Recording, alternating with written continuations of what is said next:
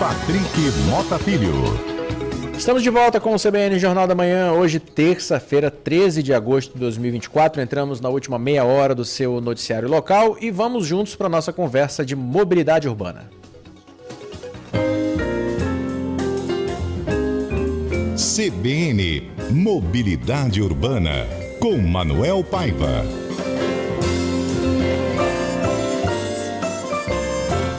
Manuel Paiva, bom dia, boa terça-feira, tudo bem? Bom dia, Patrick, bom dia, Luiz, bom dia, equipe, bom dia você que está nos acompanhando pelo YouTube e pela rádio.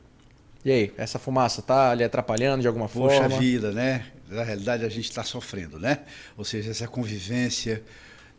Patrick, esse desconforto que se dá, não é? Tá certo? Numa questão, além do esquema de saúde, o aspecto ambiental, o aspecto de sustentabilidade, o aspecto de convivência com tudo isso no lugar que era para ser exemplo para o mundo, né? Para o motorista também incomoda, né? Não tenha dúvida, não tenha dúvida. Isso é muito chato. Imagine para quem anda na motocicleta, né? Sim, para quem está no carro já incomoda, para a motocicleta, então. Isso. O Manuel, você fala para a gente hoje sobre o transporte por ônibus, que continua sendo a única opção para metade da população urbana?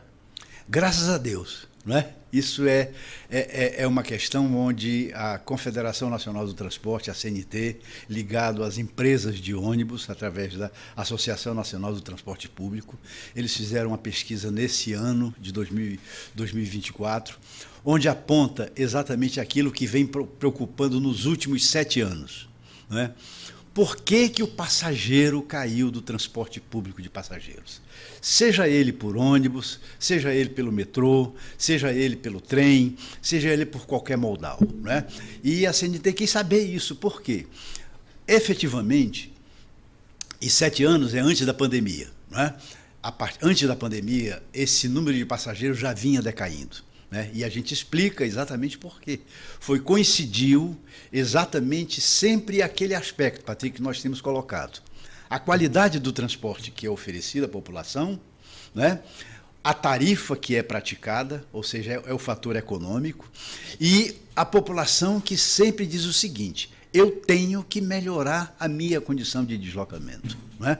Então, naturalmente, ela procura outros meios. Né? No primeiro momento, eles alegam que, efetivamente, como um dos fatores foi o surgimento de uma maneira global em todo o Brasil dos aplicativos. Os aplicativos, efetivamente, mostraram para as pessoas que o seu deslocamento poderia ser mais rápido, poderia ser mais barato, não mais seguro, mas poderia ser mais eficiente para o trabalhador que quer chegar no horário, para o estudante que quer chegar, para a dona de casa, enfim, para parte da população, ela poderia chegar, ir da sua origem ao seu destino com mais rapidez e com menor preço.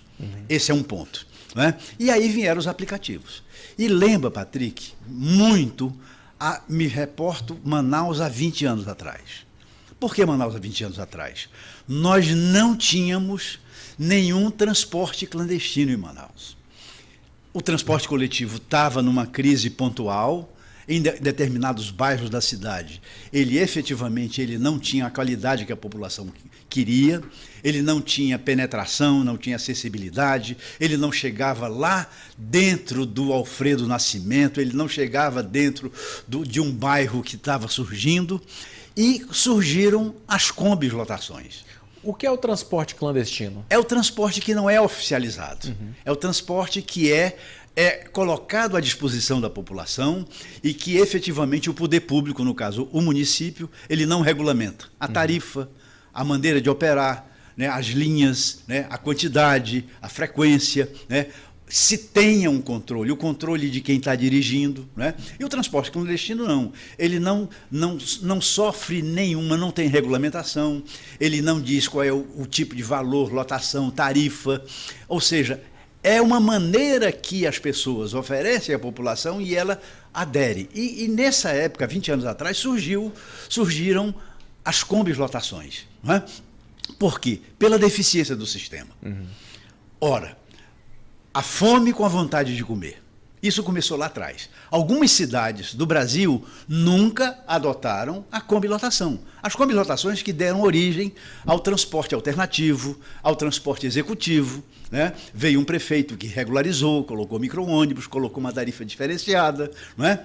Mesmo assim, o transporte coletivo continuava reclamando, olha, o executivo, o alternativo, a combilotação está tirando o passageiro do sistema. Ora, melhore o sistema. Melhore o sistema. Vá competir com o sistema, porque o sistema tem que ser a competição. Efetivamente, esse tipo de serviço é uma competição para baixo, de baixo nível. Né? A competição para cima é como se tivesse um monotrilho, se tivesse um metrô de superfície, se tivesse um VLT, né? Se tivesse um metrô. Né? Existe a competitividade entre os modais. Né? A melhoria para cima. Né? Efetivamente, Manaus não passou por isso. E acredito que essa fotografia que a CNT detectou no Brasil, ela, quando chega para Manaus, ela encontra mais outro fator, Patrick. Porque se Manaus não tivesse 2.000 ônibus que servem aos trabalhadores do Distrito Industrial, diariamente, levando da sua casa para o trabalho e do trabalho para a sua casa, né, nos 3 turnos, 24 horas, nos 7 dias da semana, efetivamente nós teríamos um caos generalizado no sistema de transporte e no trânsito de Manaus. Ainda bem que tem 2.000 ônibus circulando do transporte de fretamento, somado aos 1.200 ônibus que se tem registrado nos horários de pico, somado os 400 veículos que ainda operam no sistema de transporte urbano, no alternativo e no executivo, mesmo assim o passageiro fugiu. Mesmo depois da pandemia, o passageiro não voltou. E é isso que hoje está sendo questionado. E a CNT, ela fala muito claramente. Ela diz o seguinte, é preocupante porque cidades que não têm subsídio, está muito pior do que Manaus. Mas muito pior mesmo. Não tem alternativa. Os caras não renovaram a frota, os caras não têm perspectiva de melhoria do sistema, eles não têm para onde correr. Não é? Esse é o caso da maioria das capitais brasileiras que adotam subsídio. Os pequenos municípios, existe já hoje, Patrick, em torno de 133 municípios menores do que as regiões metropolitanas, menores que as capitais, que já adotam, eles começaram adotando o subsídio e eles migraram para a tarifa zero. Ora, a prefeitura já estava bancando a passagem e ele efetivamente disse, não, eu prefiro pagar integralmente para que todo mundo use o transporte. Deixa a moto em casa, vá no transporte de graça, com objetividade, com um mínimo de qualidade, para que ele saia da motocicleta, que ele saia do transporte individual. Nada contra o Uber, nada contra o trabalhador que faz, o autônomo que está sobrevivendo, e é isso. Patrick, agora nas Olimpíadas, eu vi uma reportagem da TV Globo. Paris, e eu já sabia disso, Paris tem mototaxista. Só que o mototaxista de Paris, ele anda numa BMW, numa moto BMW, tem comunicação, tem um aparelho legal, direitinho, ou seja, cabe todos os modais num processo de mobilidade, cabe todo mundo. O importante é a qualidade e a diversidade que você tem que oferecer para a população. O Augusto mandando mensagem para a gente, um bom dia. A verdade é que não temos transporte público, ele é compartilhado, pois pagamos e assim mesmo recebemos um serviço péssimo. Obrigado, Augusto, pela participação, colaboração. Agora, vamos lá, Manuel. A gente fala que mesmo com a quantidade que a gente tem de ônibus hoje, que imagino eu não é suficiente para dar conforto para a população, as pessoas continuam saindo, né? Deixando de usar o transporte público para buscar um transporte pessoal, mesmo que isso se reflita em gastos adicionais, né?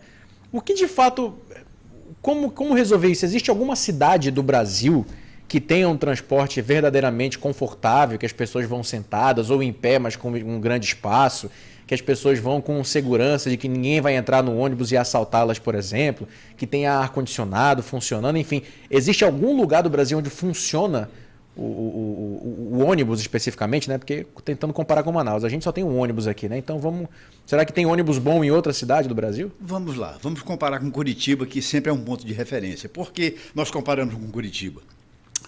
O nosso sistema de transporte é muito parecido aí dentro de Curitiba. Os terminais de integração, com integração física e tarifária, ela adota a tarifa única, ela adota para que as pessoas tenham mais liberdade de transitar em toda a cidade, pagando apenas uma tarifa, né? Então, na realidade, nós vamos naquele detalhe. É o detalhe que faz a diferença, né? Curitiba, ele não tem outro tipo de modal, mas Curitiba tem uma regularidade, tem uma qualidade no sistema por ônibus. É uma cidade que tem menos habitantes que Manaus, é menor que Manaus, mas ela tem tratado o transporte público e também o planejamento urbano e a ocupação do uso e ocupação do solo ao longo dos últimos 50 anos. Curitiba está fazendo esse dever de casa nesses últimos anos, independente de ideologia de quem o dirige, independente de que prefeito a dirige. Então, ela é o exemplo. A segunda cidade que a gente sempre cita, também como um modal, onde, na realidade, se tem hoje uma interligação entre os estados ou cidades.